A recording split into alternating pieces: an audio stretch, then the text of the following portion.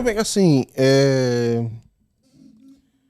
dar crédito para a empresa é um negócio difícil, assim, porque eu não sei se proporcionalmente ou não, então eu não vou dizer que é mais ou menos, mas existem uns tipos de cenário na PJ que nem de longe você sonha na PF. Existem fraudes, existem sócio escondido e rede de empresas que não tem nada a ver.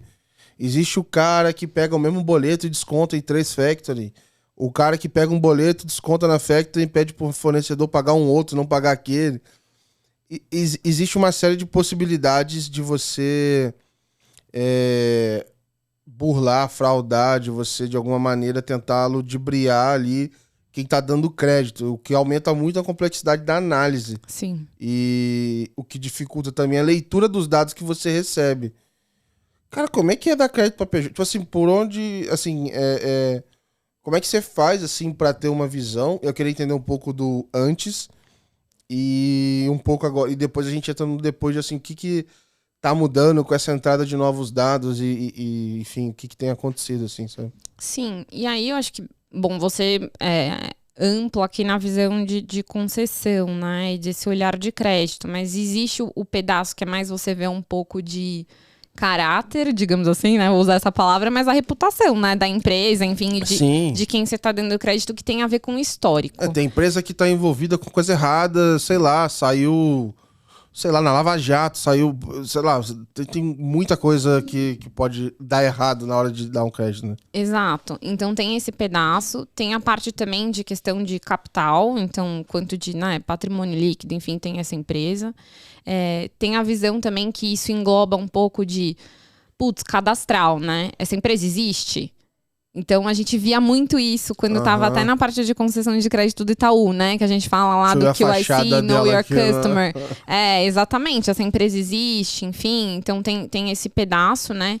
Se essa empresa consegue, de fato, suportar a capacidade dela de pagar as dívidas, né? Como é que ela vai fazer para pagar essas dívidas? Caraca, eu tô ferrada. A Let's Open, se alguém digitar, vai ver um prédio no endereço. Então, por isso, já tá explicado porque eu não recebo crédito. Sim. Enfim, e isso tem muitos riscos, né? No endereço eu vou dar um @ agora. Fala, cara, entra no YouTube, você vai ver que tá lá.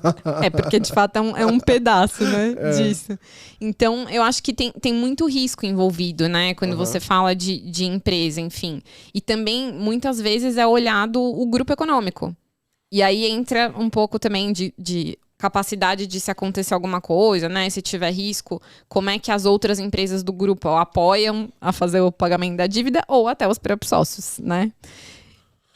Teve o caso da Americanas aí que teve que ver se os sócios iam botar dinheiro ou não. Acho que acabaram não decidindo colocar, mas pode chegar nos extremos assim, né? Sim. Então, enfim, eu acho que a análise de crédito passa por, de fato, a gente conseguir olhar, né, tudo isso. E aí, se essa empresa não tem esse histórico, não está bem preparada, ou quem vai conceder o crédito não tem acesso a isso e não consegue garantir que a empresa do Gabriel, a Let's Open, vai conseguir fazer o pagamento... Eu vou, gente. Uma hora eu pago. Então, e aí vem a questão também, né, do cenário econômico. Então, juros altos, né? E aí o Gabriel precisa contratar fornecedores. Então, como é que faz? Antecipa o dinheiro, né? E aí antecipa a juros altíssimos. Sei lá, taxa de juros tá 3,75 ao ano. Nossa. 1,5 por mês, mais ou menos, para antecipar os recebíveis. Eu simulei uma vez uma... Nossa, aquilo me quebrou, assim. Eu entrei... E aí, tanto faz, tá? Não tô falando de uma maquininha ou de outra, porque até a antecipação... o preço tá mais ou menos na mesma ordem de grandeza. E aí, tudo bem, né? 12 vezes, você tá antecipando um ano inteiro, né? Mas eu simulei a antecipação de 12 vezes. E era, sei lá, o cara tinha R$100, antecipava, virava 50. Sim. Mas que produto é esse que tu tem uma margem de 50% e aí você arranca ela inteira na operação financeira para pagar o custo dele, para pagar todo o resto e enfim... Dói quando você é uma empresa, vê isso acontecendo. Então, de fato, ter essas informações apoia muito você conseguir não só olhar se tem histórico, quanto que é o histórico, mas você também prever quanto que vai faturar e conseguir utilizar da melhor forma possível, né? E isso para você talvez ter uma taxa mais baixa ou uma condição melhor, né, para pagamento, limite de crédito, né? Então a gente estava explorando aqui antes muito o crédito mercantil, né? Então, isso acontece... Já até para deixar claro também pro pessoal, crédito mercantil está falando do crédito na indústria, né? Isso. Então, um exemplo aí pra gente usar. Um exemplo, é uma distribuidora de bebida, enfim, que é um grande atacadista que vende bebida, e ela vende para o mercadinho lá que vai, né, do bairro, que o Gabriel vai comprar cerveja. Então, e aí tem os dois lados da moeda, né? Tem o mercadinho querendo comprar, que ele também é uma PJ, e ele não tem dinheiro para pagar à vista, porque os clientes dele, os consumidores que vão lá fazer o churrasco, passa no cartão em 50 mil vezes. Então tem a visão do varejista, né? E mesmo que passe à vista, é 30 dias. Exato. E esse varejista precisa fazer o quê? Ele antecipa. Ele antecipa porque não tem dinheiro. Pra quê? Pra pagar o fornecedor. E o fornecedor, é a primeira vez que você vai... Geralmente são as regrinhas, né? Os primeiros à vista, você pagou. Sim. Aí você começa a vir, ele dá 5, com muito esforço ele vai chegar a 15...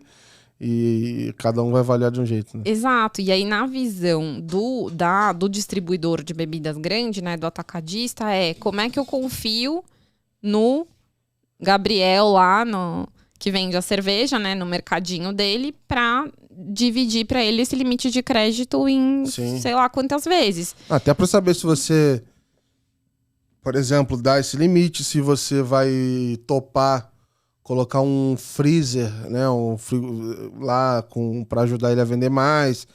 A todo momento, quem precisa vender, ainda mais num país que vive à base de crédito, a todo momento quem é varejista precisa dar crédito para alguém, porque senão não rola negócio, né? Não acontece. E até para ele expandir o próprio business dele, né? Então ele precisa confiar, senão ele fica também refém de inadimplência, né? Ele também... Ele não vende. Exato. Então, são as duas coisas, né? Tanto a visão desse distribuidor, no nosso exemplo, quanto a visão da empresa lá que vai comprar para vender para o consumidor final, né?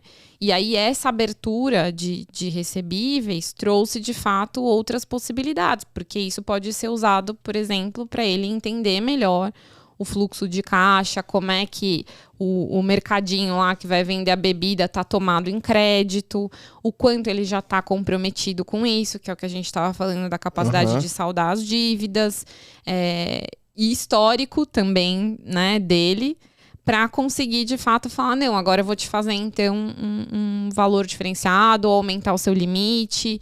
Então, isso afeta muito. A gente costuma falar só de banco, né? Então, por isso que é importante trazer esse exemplo, porque existe essa outra camada de PJ que também é desassistida, porque não tem uma área de concessão de crédito tão robusta como é num banco, né? E eles também precisam de soluções que atendam e que eles consigam visualizar como melhor fazer essa venda, enfim.